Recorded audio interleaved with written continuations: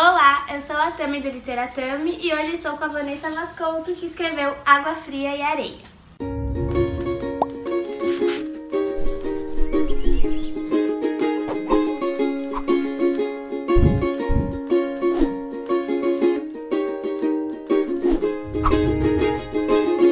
Bom, Vanessa, primeiro, obrigada por aceitar gravar para o Literatami. Eu gostei demais do seu livro, foi uma surpresa assim maravilhosa e uma leitura deliciosa.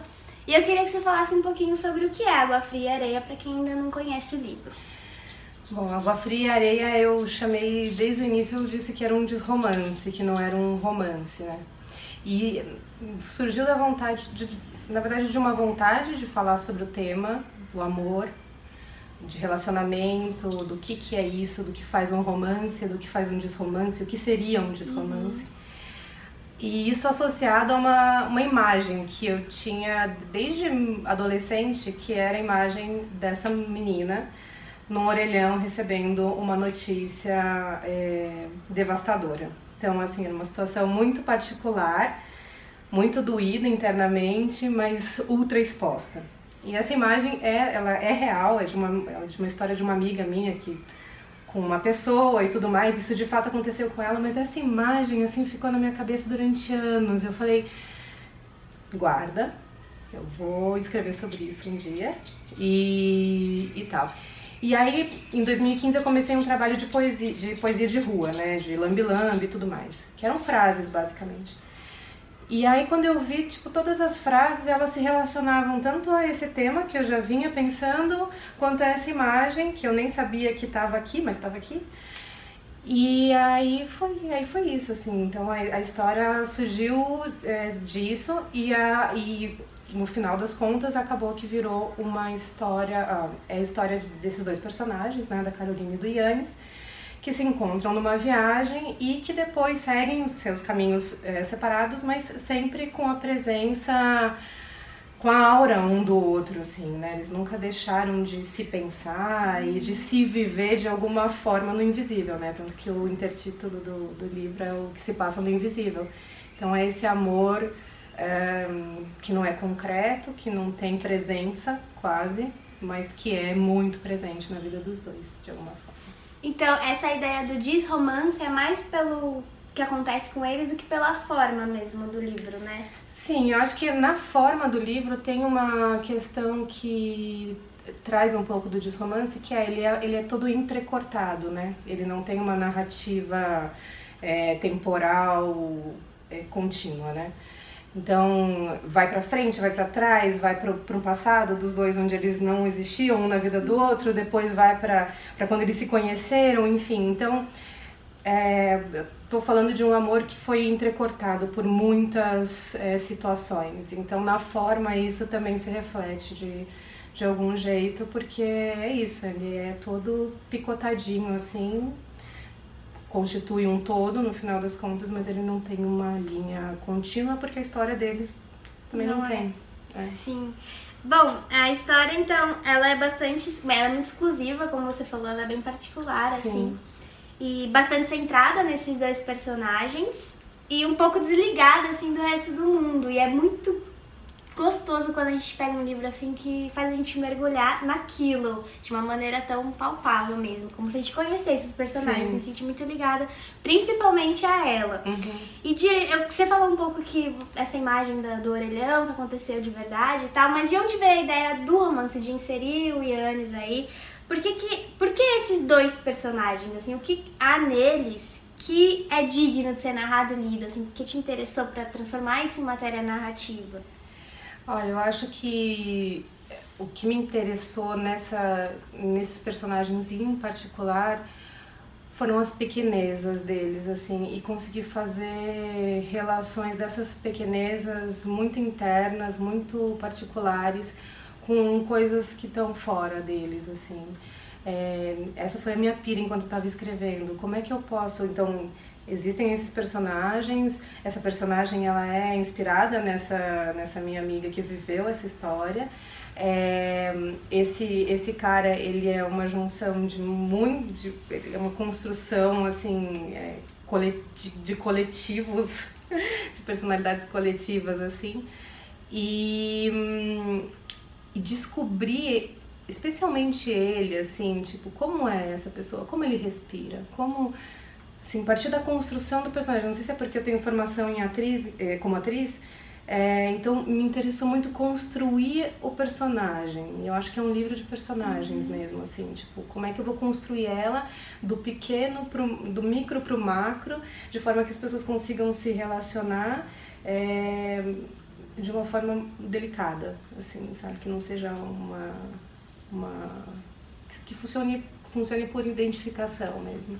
Daí isso foi a pira, e quando os personagens começaram a crescer, falei, cara, eu acho que a história deles é digna de ser narrada. Tem algo de absoluto, né? Mais que seja do pequeno. Sim, não tem uma frase, eu não sei quem disse, mas que se você falar da sua vila, você vai estar falando do resto do mundo, né? Então, se você fala do particular, necessariamente isso encontra eco no macro-universo, assim. Então, eu achei que isso podia abrir uma janela. Bom, essa edição é muito linda, é da Lamparina Luminosa, né? Sim. Eu não conhecia essa editora, mas eu fiquei encantada pelo trabalho que eles fazem. E no início aqui tem esse origami, não sei se dá pra ver direito, mas como é que ele se relaciona com a história do livro? De onde veio a ideia de colocar ele aqui? Bom, tem um trecho do livro que cita, né, origamis, ela faz origamis, a personagem. Ela entrega um origami em dado momento para ele, mas o origami, ele veio no sentido do desdobrar do tempo, assim, é uma história que os tempos se dobram e se desdobram e abrem outros planos, assim. Então, foi o que eu tentei fazer com a narrativa dele, uma coisa, né, esse dobrar e desdobrar temporal. E eu acho que a relação com o origami tá nisso. E aí é um barquinho pra gente navegar nessa água. E a transformação, né, do papel em algo. Exato. É uma coisa é uma coisa tão singela, né? Eu sempre achei muito singelo o origami, assim. Eu gosto muito de toda a cultura japonesa, assim. Eu acho muito mínimo e potente, assim. Então, acho que... Como o seu livro. Que bom. Bom, tem uma frase do livro. Na verdade, eu marquei muita coisa aqui, se você pegar pra ver minhas anotações de coisinhas que eu gostei muito. Tem uma das frases que fala que não cabe questionar o léxico sentimental de cada um. Eu achei isso incrível. Ela vai aparecer mais de uma vez, assim, e é verdade. O seu livro ele tem um modo de narrar muito delicado e preciso ao mesmo tempo. Eu diria que é tipo o equilíbrio perfeito entre o romantismo e a realidade das coisas, passando para a forma da prosa, essa mistura que resulta das diferenças dos personagens também, que são tão opostos e ao mesmo tempo tão próximos, e também distantes geograficamente, mas continua com essa coisa invisível que liga eles. Eu queria saber se essa foi a sua primeira experiência de escrita, porque é muito, muito bem construído. Esse tipo de foco no particular, você falou um pouquinho sobre isso, mas esse tipo de foco no particular, de descrição objetiva das pequenas subjetividades de cada um, que nos diferem um dos outros, é uma constante sua? Então é realmente algo que te interessa a ponto de investigar em outros trabalhos que possam aparecer?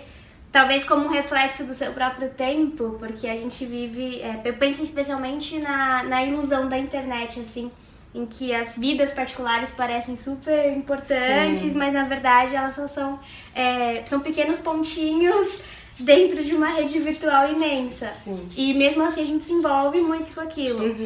Ou você acha que isso é tipo algo exclusivo do Água Fria e Areia? Eu não sei. Assim, o Água Fria e Areia é meu primeiro trabalho publicado. Eu escrevo desde sempre, eu sou jornalista, essa é a minha formação. Mas eu nunca escrevi para fora até 2015. Para fora que eu digo assim, mesmo publicado na internet. Nunca achei que a internet fosse meu meio, assim. Tanto que quando eu comecei a escrever, eu fui pra rua. Então, comecei eu falar, quero mostrar. Onde vou mostrar? Não é na internet. Onde, então? Então, foi no post. Onde as pessoas pudessem também... E aí, foi isso. No post, com uma hashtag, para que as pessoas, se viesse pra internet, eu pudesse ver o que as pessoas estão falando. E isso foi muito legal. Então, assim, teve o trabalho de 2015 começou com esse foco no particular, o livro se desenvolveu nesse foco. Minha cachorra tá se coçando, bonitinho. Seguiu, né, no particular com Água Fria e Areia, mas eu não sei para onde eu tô indo agora. Até porque a dramaturgia, né, eu faço parte do núcleo de dramaturgia do SESI, né, British Council. Então, escrever dramaturgia mudou drasticamente o jeito que eu escrevo literatura. E eu não sei que jeito é esse, mas é uma outra forma. Então, acho que essa autora, nesse formato, eu acho que não volta. Eu acho que eu quero descobrir outras coisas. Ainda, assim, tem